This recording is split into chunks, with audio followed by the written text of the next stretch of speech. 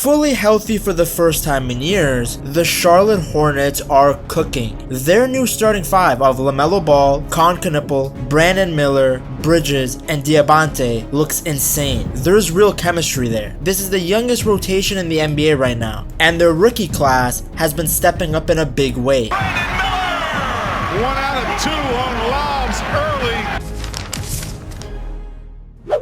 There's a completely different vibe around the team. Part of it is the new ownership, but it's also the coaching changing the culture. They had big wins over OKC, the Nuggets, and the Lakers, showing they can compete with the best teams in the league. In January, they even had the best net rating in the entire NBA. Add on the fact that they have a solid amount of draft assets coming up, it feels like they finally turned a corner. They're not the joke of the league anymore, and it's been a long while since the Hornets felt like this. Not just healthier, but more organized, more confident, and looking like a franchise actually moving with a clear direction. A big part of that shift comes from how the roster now fits together, especially with the addition of Kon, who has quietly become the connective piece this team has been missing. His shooting, decision making, and high basketball IQ brings balance to LaMelo Ball and Brandon Miller's high-tempo offense. Kon really doesn't play like a rookie. He plays like a guy who's been around the league for years. In fact, Giannis even told him that he's the smartest rookie he had seen. You're probably one of the smartest rookies I've ever seen. Probably one of the most intelligent players that I've seen as a rookie.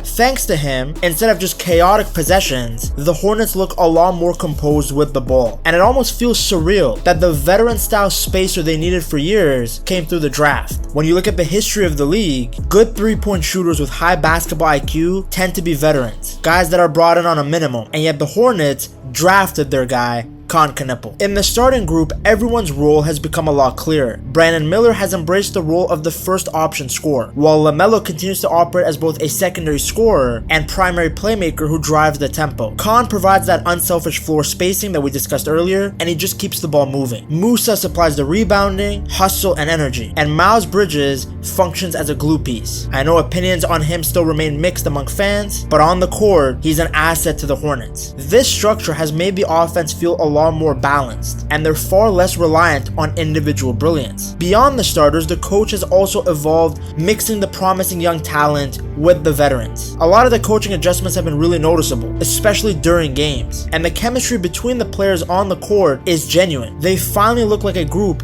that's committed to playing as a unit. I think for many fans, this has been the most enjoyable Hornets team to watch in years. They're not just playing entertaining basketball, but they're actually winning games now. Of course, the entertainment factor goes beyond the players themselves. Even their broadcaster, Eric Collins, continues to amplify that excitement. That guy is so hyped when you listen to him. He turns even the most routine of plays into memorable moments. There's nothing better than watching LaMelo alley-oop it to Brandon Miller, and then you hear Eric Collins going crazy on the mic, getting hyped.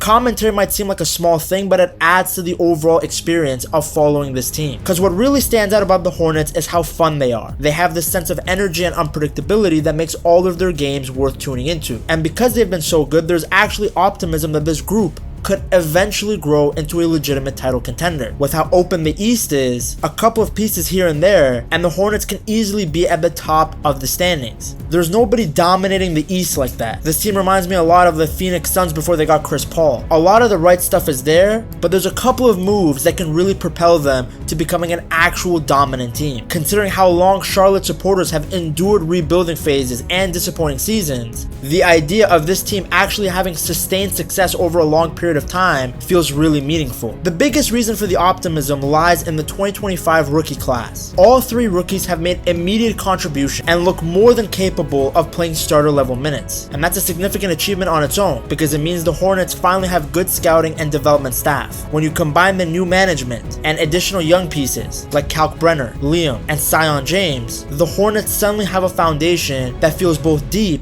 and sustainable. Now, of course, despite the excitement, there are still questions about the identity. The roster is filled with talent, but the team still needs a clear defining style and a truly franchise-level leap from one of its stars. Whether it's LaMelo Ball, Kon Knueppel, and Brandon Miller, one of them has to step up and become that guy. It could be any of them, considering in my opinion they all possess the potential to become a top 25 player. Each of them can become an all-star if their growth continues. Brandon Miller in particular already looks like a genuine star, a confident scorer who can take over stretches of games. And LaMelo Ball, I mean, at his best, he's box office. So if there's one guy that can leap up and become one of the very best players in the league, it can easily be him. But of course, naturally, when it comes to this organization, cautious optimism is very understandable. The Hornets have looked much better recently, but there are still performances they put out there that leave some uncertainty. Because aside from beating the Thunder, many of their blowout wins came against teams with their own question marks, other franchises that are struggling. Of course, you can only beat the opposition in front of you, but that leaves concerns. Although you can make the argument that just beating the opponents they're supposed to beat instead of struggling against them represents a real progress in the franchise's momentum and signals a shift away from being the easy win on everyone's schedule. Their success also brings the conversation about small market teams. There's a tendency to assume that franchises like Charlotte can't capture national attention, yet history tells a different story. The Hornets of the 1990s, fueled by the iconic starter jacket era, became one of the league's most popular teams despite never being championship favorites. Players like Larry Johnson, Muggsy Bogues, and Alonzo Mourning were beloved, but the team's cultural explosion felt bigger than any individual star. Interestingly, more recent small market success stories, like the Indiana Pacers, who had a great playoff run in 2025, haven't created that same widespread bandwagon effect. I mean, maybe it's because those guys completely fell off after making it to the final, but it still raises question about whether that kind of phenomenon can happen again, and whether Charlotte could actually be the catalyst to recreate something like that. Because right now, they are one of the hottest teams in the NBA, even though their record isn't the best. They went 11-6 in January, but their overall record is still below 500. They've gone on some long winning streaks this season, and under coach Charles Lee, they do finally feel way more organized, and they're way more dangerous than any of the Hornets teams before. What I want to make clear though is that their run is really talked about because they aren't just winning. How they're winning also matters a lot. They've been strong on both ends of the floor, and after an overtime win against Dallas, they tied an all-time record for road point differential in a single month at plus 151. That number, to put into context, puts them alongside the 2010-2011 Miami Heat, which shows you just how crazy their stretch has been. A big part of that surge and good performances was the rookie Kon Knueppel. Now, he probably won't win Rookie of the Year because of Cooper Flag, but it's hard to argue that any rookie means more to their team right now than Kon does to Charlotte. He's become so much more than just a role player. He's the team's main three-point weapon. Shooting 42.7% from deep on nearly 8 attempts per game, he's turned into a volume shooter who spaces the floor and keeps defenses honest. His 8 for 12 performance from 3 against Dallas was basically the perfect example of how much pressure he puts on opposing teams. Coming into the draft, the big comparison for Kon was Klay Thompson, a high-level shooter who plays within a system. But he's honestly starting to look more than that. He's scoring at all 3 levels, creating shots for himself, and he's shown great defensive awareness that helps him make up for any athletic limitations. He's not just a connector, he's actually become a real offensive threat for the Hornets. One of the biggest questions after Charlotte drafted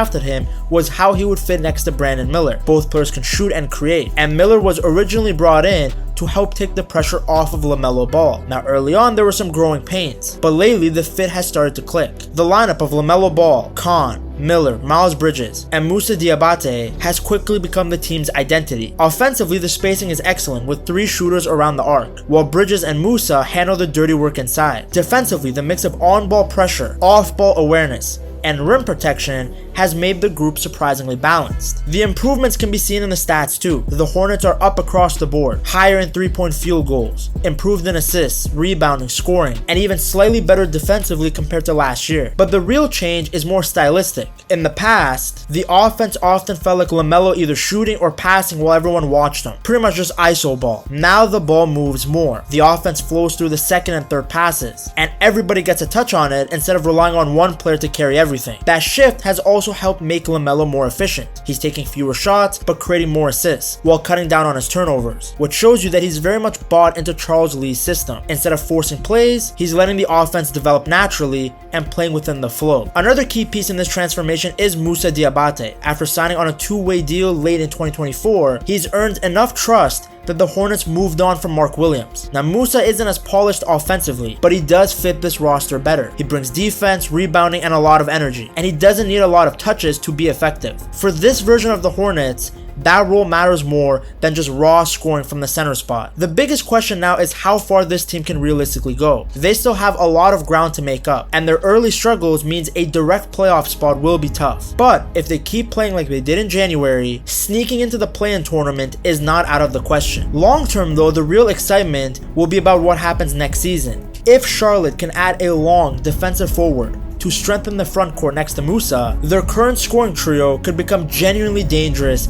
in a weaker Eastern Conference. They also now have financial flexibility, sitting about $12 million under the tax line, which gives them room to improve the bench and build more depth around the young core. For now though, the Hornets fans are just enjoying the ride. The team looks fun again, the players look connected. For a franchise that often felt stuck in neutral, this season has brought some real optimism and a sense of momentum. For the first time in a long time, it feels like the ceiling of the Charlotte Hornets might be higher than anyone expected. The people who had been closely following the Hornets knew this progress was coming. The talent had been there for a while. It's just starting to click now. With Kon emerging as a legitimate difference maker, LaMelo being the magician he is on offense, and Brandon Miller becoming an elite scorer, Charlotte finally looked like a franchise with a direction, with hope. They are no longer rebuilding, they're actually building something that feels real. If you enjoyed this video, I'm sure you'll like this one too. Check it out right here.